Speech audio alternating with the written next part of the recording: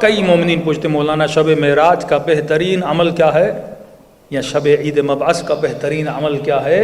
وہ عمل بسم اللہ الرحمن الرحیم۔ ان سے ہسٹوریکل پرابلمس ہیں ان کو سالو نہیں کر سکتے، عقیدتی تھیوریکل پرابلمس ہیں وہ امام سے مل کے سالو نہیں کر سکتے، تو پھر اس عقیدے کا فائدہ کیا؟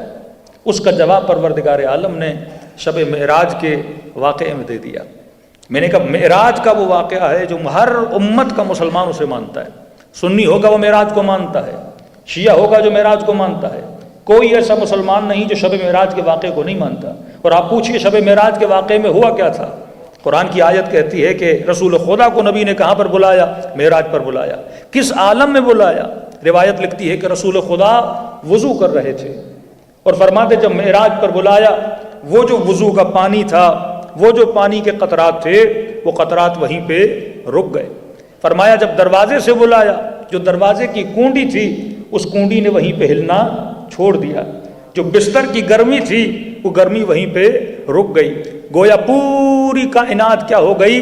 تھم گئی، پوری کائنات فریز ہو گئی۔ کہتے ہیں جو پرندے اڑتے تھے انہوں نے اڑنا چھوڑ دیا، جو ہوائیں چلتی تھی انہوں نے چلنا چھوڑ دیا، جو گندم زمین سے اگتی تھی اس نے اگنا چھوڑ دیا، جو بادل چل رہے تھے بادلوں نے چلنا چھوڑ دیا، پوری کائنات فریز ہو گئی۔ اور کہا جب رسول خدا معراج سے واپس آئے، اب کتنی دیر معراج پر رہے؟ یہ حدیث معراج جا کے پڑھیے، جنت کی سیر بھی کی ہے، جہنم میں جو عذاب ہو رہا تھا اسے بھی دیکھا ہے، ملائکوں سے ملاقات بھی کی ہے، جناب جبرائیل سے ملاقات بھی کی ہے، لیکن فرماتے ہیں جیسے نبی معراج سے واپس آئے کونڈی نے پھر ہلنا شروع کر دیا، پانی نے پھر بہنا شروع کر دیا، بستر کی گرمی پھر وہیں سے شروع ہو گئی، بادلوں نے پھر چلنا شروع کر دیا، پرندوں نے پھر پرواز کرنا شروع کر دیا۔ اب اصحاب نے رسول سے پوچھا کہ یا رسول اللہ یہ عالم کیا تھا کہ جب آپ کائنات سے گئے تو پوری کائنات تھم گئی، پانی وہیں پہ رک گیا، ہوائیں وہیں پہ رک گئیں، بارش نے برسنا چھوڑ دیا، گویا پوری کائنات فریز ہو گئی تھی، اور یا رسول اللہ جیسے آپ کائنات میں واپس آئے ہواؤں نے پھر چلنا شروع کر دیا،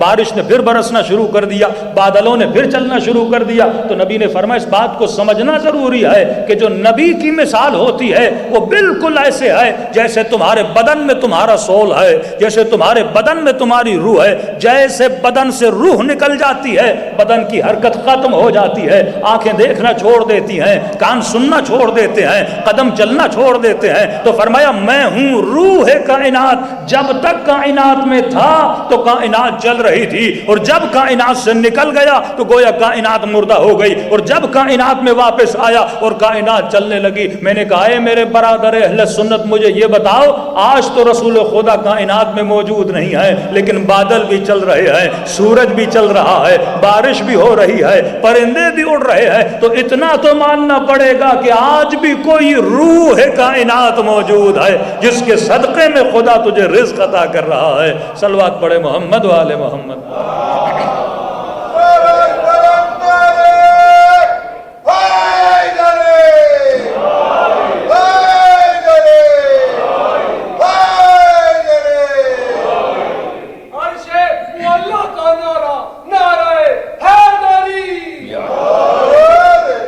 اگر پوری کائنات میں یہ بارش کے قطرات بہ رہے ہیں، یہ کس کے صدقے میں ہے؟ یہ روح کائنات کے صدقے میں۔ ہر چیز کا سول ہوتا ہے، باڈی کے اندر سول ہے، روح موجود ہے، کائنات کے اندر بھی ایک سول ہے، اور وہ سول کیا ہے؟ جس کو مختلف الفاظ میں کبھی قطب اعظم بولا جاتا ہے، کبھی امام بولا جاتا ہے، کبھی ولی بولا جاتا ہے۔ تبھی فرمایا اللہ کی زمین کبھی بھی ولی خدا سے خالی نہیں رہ سکتی، ایک ملی سیکنڈ کے لیے بھی اگر ولی خدا کائنات سے چلا جائے تو کائنات تباہ ہو برباد ہو جائے۔ یہ اللہ کی رحمتیں جو نازل ہوتی ہیں وہ بارش کی صورت میں ہوں، وہ رزق کی صورت میں ہوں، وہ چاند کی گرمی کی صورت میں ہوں، وہ ستاروں کی چمک کی صورت میں ہوں، یہ سب اس لیے ہیں کیونکہ کائنات میں کوئی روح خدا موجود ہے۔ حضرت عیسیٰ کو روح اللہ بولا جاتا ہے۔ روح اللہ کا مطلب کیا ہے؟ یہ وہ روح پروردگار عالم ہے جس کی وجہ سے کائنات میں فیض چل رہا ہے۔ تو کبھی بھی خدا کائنات کو اپنے ولی سے خالی نہیں کرتا۔ اب یہ کہ امام کو غیبت کے پردے میں کیوں بھیجا؟ یہ مجبوری کائنات ہے کیونکہ ولی خدا کائنات سے نہیں جا سکتا۔ اگر خدا امام کو ظاہر کر دیتا تو جس طرح 11 اماموں کو شہید کر دیا گیا 12ویں کو شہید کر دیا جاتا، تو خدا کی آواز آئی تم نے 11 کی قدر و قیمت کو نہیں جانا، ان کو شہید کروا دیا۔ اب جب تک طلب تمہارے اندر پیدا نہیں ہوگی، یہ کشش تمہارے اندر پیدا نہیں ہوگی، یہ صلاحیت تمہارے اندر پیدا نہیں ہوگی، یہ پیاس تمہارے اندر پیدا نہیں ہوگی، تب تک میں 12ویں کو بھیجوں گا نہیں۔ یعنی جب تک تم حسین شناس نہیں بنو گے، امام شناس نہیں بنو گے، تب تک میں امام کو نہیں بھیجوں گا۔ اب اگر خدا نے معجزوں کے طریقے کائنات کو فتح کرنا ہوتا تو امام حسین کے ہاتھوں سے کروا دیتا، حضرت ابراہیم کے ہاتھوں سے کروا دیتا، حضرت نوح کے ہاتھوں سے کروا دیتا۔ 900 ایئرز حضرت نوح نے تبلیغ کی ہے، لیکن خدا نے معجزوں کے ذریعے سے نہیں کروایا۔ اگر لوگوں کو زبردستی بائی فورس منوانا ہوتا کہ میں خدا ہوں تو ہر نبی کو معجزہ دے دیتا۔ خدا کبھی کبھی عذاب بھیجتا تھا تاکہ دوسری قوموں کے لیے اللہ عبرت بنا دے کہ دیکھو انہوں نے یہ اعمال کیے تھے، میں نے عذاب بھیجا تھا۔ لیکن اس رسول خدا کی نبوت کے بعد اللہ نے عذاب بھیجنا بھی چھوڑ دیا، پر میں بار بار میں عذاب بھی نہیں بھیجوں گا۔ یہ قرآن تمہارے لیے حجت ہے، یہ عقل تمہارے لیے حجت ہے، واقع کربلا تمہارے لیے حجت ہے، شہادت امام موسیٰ کاظم تمہارے لیے حجت ہے۔ یہ سارے معجزے میں تمہیں دکھا رہا ہوں، اور پوری قرآن میں ساری قوموں کی عادتیں بتا رہا ہوں کہ کس قوم نے کیا کیا تھا عذاب میں ہوئے تھے، کس نے کیا کیا کہ اسے فلاح ملی۔ جناب حر کا واقعہ ہمارے لیے حجت ہے، جناب حبیب کا واقعہ ہمارے لیے حجت ہے کہ دیکھو قوموں نے ترقی کی اپنے اعمال کی بنیاد پہ، قومیں تباہ و برباد ہوئیں اپنے اعمال کی بنیاد پہ۔ اب بندہ یہ بولے میں لا الہ الا اللہ پڑھتا ہوں تو میں نے ترقی کیوں نہیں کی، اور انگریز لا الہ الا اللہ نہیں پڑھتا اس نے ترقی کیوں کی؟ تب میں تجھے اصول بتا رہا ہوں، بئس الانسان الا ما سعی، جو محنت کرتا ہے میں اسے نتیجہ دیتا ہوں۔ اب محنت کافر بھی کرے گا نتیجہ دوں گا، محنت مسلمان کرے گا ڈبل نتیجہ دوں گا۔ یہ نہیں کہ تم صرف زبان سے میرا ذکر کرو اور نعمتیں تمہیں ملتی جائے، عمل بھی کرو، فکر بھی کرو، اور ساتھ میں ذکر بھی کرو، پھر خدا تجھے کیا دے گا؟ نعمتیں عطا کرے گا۔ تو جب تک قوموں میں صلاحیتیں پیدا نہیں ہو جاتی تب تک امام کا ظہور نہیں ہوتا۔ اب رسول خدا کو معراج پر بلایا، معراج بھی اتمام حجت تھی۔ جب نبی معراج سے واپس آئے، فرماتے جب واقعات کو سنایا، کئی ایسے اصحاب تھے جنہوں نے واقعات کو سن کے وہ بے ہوش ہو جاتے تھے۔ جب جہنم کا ذکر کرتے تھے، جب جنت کا ذکر کرتے تھے، نعمتوں کو سنتے تھے تو رغبت ہوتی ہے جنت کی طرف۔ رسول جب معراج پر گئے، نبی فرماتے ہیں ایک ملک کو میں نے دیکھا، ایک فرشتہ تھا۔ اب کئی واقعات ہیں اس میں، عذاب بھی دیکھے، جنتیں بھی دیکھیں، فضائل اہل بیت بھی ہیں، لمبی حدیث معراج۔ فرماتے ہیں ایک فرشتے کو میں نے دیکھا جس کی thousands of billions of fingers تھیں، انگلیاں تھیں۔ اب شاید اس زمانے کے مسلمز کو سمجھانے کے لیے نبی نے ایسے ایگزامپل دی ہے۔ تو میں نے کہا تمہارا کام کیا ہے، تمہاری ڈیوٹی کیا ہے؟ کہتے یا رسول اللہ، زمین پر جتنے بارش کے قطرات ہوتے ہیں ہر ڈراپ کو کاؤنٹ کرنے کی مجھے صلاحیت موجود ہے۔ مطلب اگر لنڈن میں بارش ہو رہی ہے تو اللہ اگر پوچھے کہ کتنے قطرے بارش کے بہے تو میں بتا سکتا ہوں۔ جتنے درخت ہیں، ٹریز ہیں، ان کے جتنے پتے ہیں، ہر پتا جب گرتا ہے یا رسول اللہ مجھے گننے کی صلاحیت موجود ہے۔ جتنے پرندے ہیں مجھے پتا ہے کتنے ہیں، سمندر میں جتنی اللہ کی مخلوق ہے مجھے پتا ہے کتنی مخلوق ہے۔ نبی نے فرمایا اتنی طاقت ہے کہ تم ہر چیز کو گن لیتے ہو؟ کہاں یا رسول اللہ، آپ ایچ اینڈ ایوری تھنگ جو بولو گے میں کاؤنٹ کر کے بتاؤں گا۔ وہ کیا ہے؟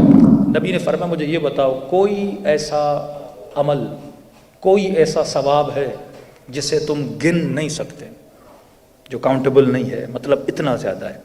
کہتا جی یا رسول اللہ، جب آپ پر، آپ کی آل پر کوئی صلوات بھیجتا ہے اس کے ثواب کو میں گن نہیں سکتا۔ صلوات پڑھے محمد و علیہ۔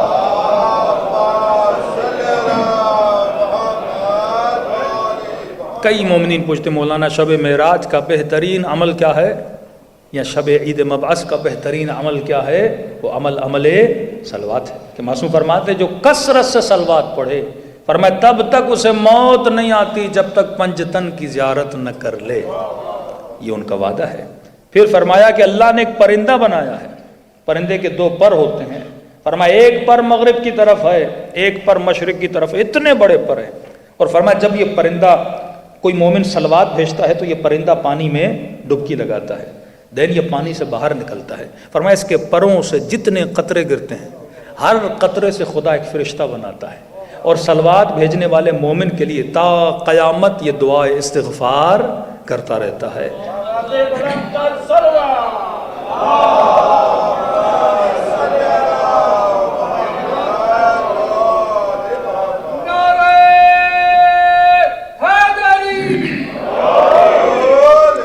کل کیونکہ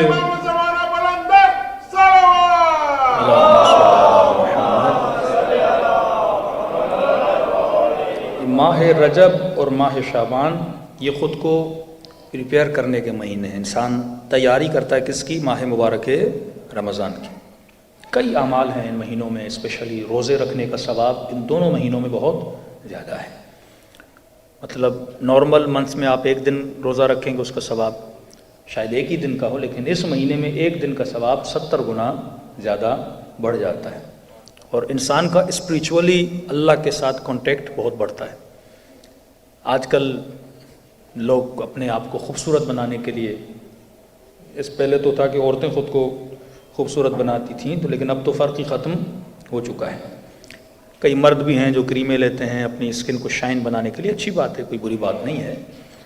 لیکن کسی نے معصوم سے پوچھا کہ مولا اگر میں اپنے چہرے کو شائن کرنا چاہوں تو کیا کروں؟ آپ دنیا کی کریم لگاؤ گے 10 منٹس، اچھے سے اچھا فیشل کرو گے، ایک دن 2 دن اسکن پھر ویسی کی ویسی ہو جائے گی.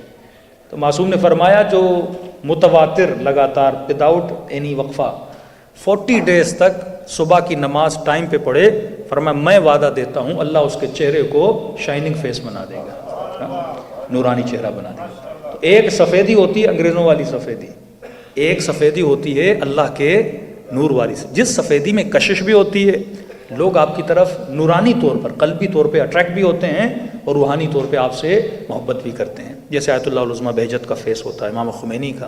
یعنی امام خمینی کے لیے تو یہ کہ لوگ سامنے بیٹھ کے دیکھتے تھے اور روتے تھے، مطلب اتنی اس کے فیس میں اٹریکشن تھی. تو یہ 2 مہینے بڑے اہم مہینے ہیں. ان مہینوں کی قدر و قیمت کو جانا کریں. ان مہینوں کی عبادات کی بہت زیادہ فضیلت ہے اگر انسان فضیلت دے.